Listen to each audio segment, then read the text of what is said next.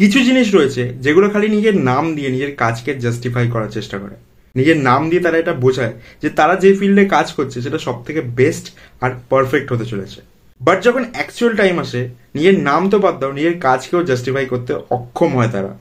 তার সাথে সাথে পারফেকশনের আশেপাশেও ঘেঁচতে পারে না তারা।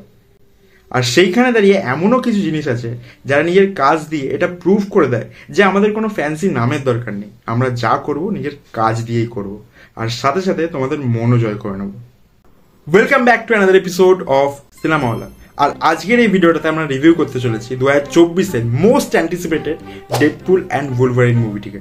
যদি এখনো মুভিটা না দেখে থাকো, চিন্তা করার কোনো দরকার নেই, এই ভিডিওটাতে কোনো রকম স্পয়লার থাকবে না।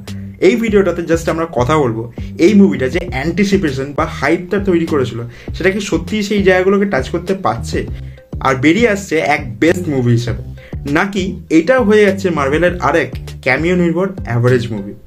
তো আমার মতে এই মুভিটা নট ইনাফ একটা মুভি। কেন, সেটাই আলোচনা করবো আজকের এই ভিডিওটাতে। তো চলো শুরু করা যাক।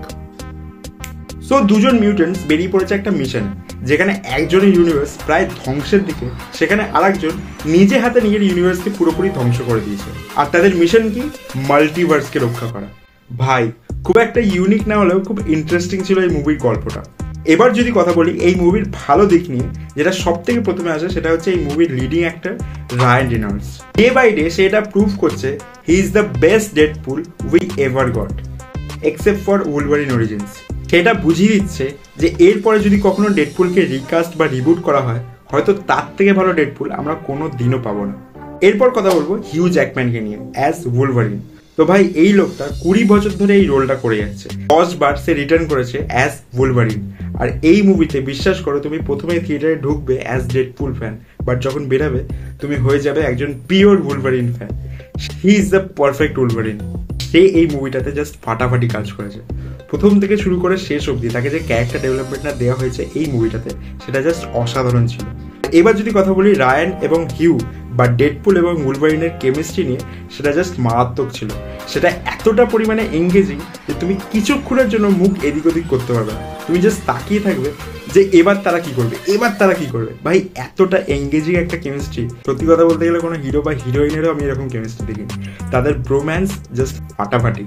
এরপরে এই মুভিটার মধ্যে সব থেকে ভালো হচ্ছে এই মুভির ডিরেকশন।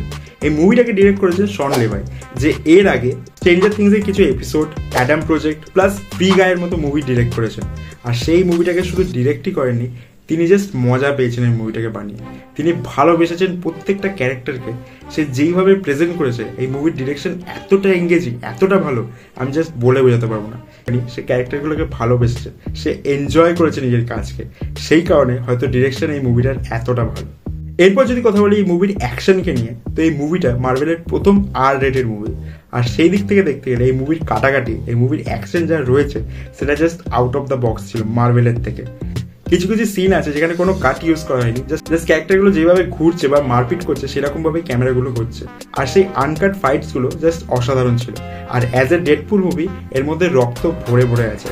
আর শেষে একটা বাসের সিন আছে, ভাই খালি তুমি সিনটা দেখবে, তোমরা জাস্ট মুগ্ধ হয়ে যাবে যে MCU-তেও এরকম সিন পাওয়া সম্ভব। সেই সিনটা জাস্ট মারাত্মক ছিল। এইবার হচ্ছে এই মুভির ক্যামিওস। এই মুভির মধ্যে এমন কিছু ক্যামিও রয়েছে যেগুলো হয়তো তোমরা আগে থেকে এক্সপেক্ট করেছিলে, বাট সেই জায়গায় দাঁড়িয়ে এমনও কিছু ক্যামিও ছিল যেগুলো এক্সপেক্টেড ছিল। তার মানে কোনোদিনও সেগুলো হবে বলে তুমি এক্সপেক্টও করতে পারো নি। কিছু কিছু ক্যামিও রয়েছে যেগুলো হয়তো তুমি ভেবেছিলে যে হ্যাঁ হতে পারে এগুলো, বাট এমনও কিছু ক্যামিওস রয়েছে যেগুলো তুমি কোনোদিনও স্বপ্নেও ভাবোনি যে হ্যাঁ এটা আমরা আবার দেখতে পাবো। এইবার কথা বলবো সেই সব জিনিসগুলোকে নিয়ে যেগুলো এই মুভিটাকে পারফেকশনের লেভেল অব্দি নিয়ে গিয়েও আবার ফেরত নিয়ে চলে আসছে। প্রথমত এই মুভির রাইটিং। এই মুভির রাইটিংটা মাঝে মাঝে এত ল্যাগি হয়ে যাচ্ছে যে তুমি জাস্ট ভাববে যে ভাই ঠিক আছে, এটা দেখে নাও। যেখানে এই মুভির জোকসগুলো এত মারাত্মক লেভেলে লেখা হয়েছে, আমি ইংলিশে দেখেছি, আমি জানি না হিন্দিতে কিরকম করেছে, বাট যেইভাবে লেখা হয়েছে সেগুলো জাস্ট আলাদা লেভেলে হিট করেছে। মেটা লেভেলে যে জোকসগুলো আছে সেগুলো তুমি শুনে ভাবে যে হ্যাঁ, ডেডপুল লিটারালি মার্ভেল ইউনিভার্সকে ক্রিটিসাইজ করে যাচ্ছে প্রত্যেকটা মোমেন্টে। তুমি সেই জিনিসগুলোকে জাস্ট ফিল করতে পারবে যে হ্যাঁ এটা তো আমাদেরই কথা যেটা বলছে। কিন্তু সেইখানে দাঁড়িয়ে এই মুভির রাইটিংটা এত ল্যাগি, সিনটা তোমাকে ইমপ্রেস করে দিচ্ছে যে ভাই হ্যাঁ মজা লাগছে, বাট তুমি বুঝতে পারবে যে হ্যাঁ একটু ল্যাগি হয়ে যাচ্ছে।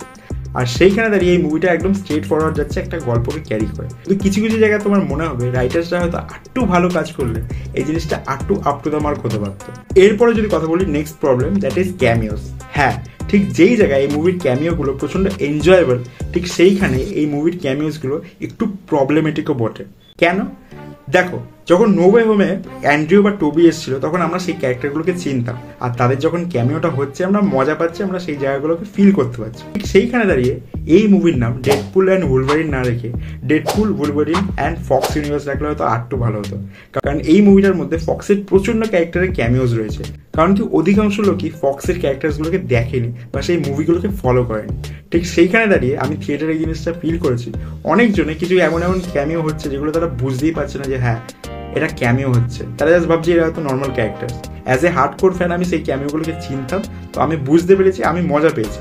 বাট অনেক ক্ষেত্রে যদি একটু এমসিইউ টাচ রাখা হতো, যদি একটু এমসিইউ থেকে বেশিরভাগ ক্যারেক্টারের ক্যামিও করা হতো, তাহলে হয়তো লোকে আরও বেশি করে ফিল করতে পারতো। কারণ অধিকাংশ ক্যামিওগুলোই ফক্সের ইউনিভার্স থেকে ছিল, আর বেশিরভাগ লোক হয়তো তাদেরকে চেনেই না, তাই জন্য তারা হয়তো সেটাকে ফিলই করতে পারেনি। ওভারঅল যদি বলি, এই মুভিটার অ্যাকশন, এই মুভিটার ডিরেকশন, কাস্টের কাজ, ডায়লগস, প্রত্যেকটা জিনিস ভালো ছিল। এই মুভিটা প্রচণ্ড এন্টারটেনিং একটা মুভি, বাট কিছু ফ্লজের সাথে। যদি মুভিটার রাইটিং আরটু ভালো হতো তাহলে এই মুভিটা হয়তো পারফেকশনের লেভেলকেও টাচ করে যেত। যাই হোক, এই মুভিটা প্রচণ্ড এন্টারটেনিং একটা মুভি, তো তুমি অবশ্যই এই মুভিটা গিয়ে হলে দেখতে পারো।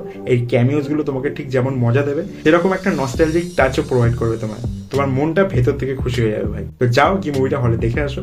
আজকের জন্য এতটাই। যদি ভিডিওটা ভালো লাগে তাহলে ভিডিওটাকে লাইক করে দিও। তোমাদের এক্সপিরিয়েন্স এই মুভিটা দেখার পর বা মুভিটা দেখার আগে আমাকে কমেন্টে জানাতে পারো। আর এই ভিডিওটাকে প্রচণ্ড শেয়ার করে দাও, আর অবশ্যই সাবস্ক্রাইব করতে ভুলো না। দেখা হচ্ছে খুব তাড়াতাড়ি নতুন ভিডিওতে। পিস।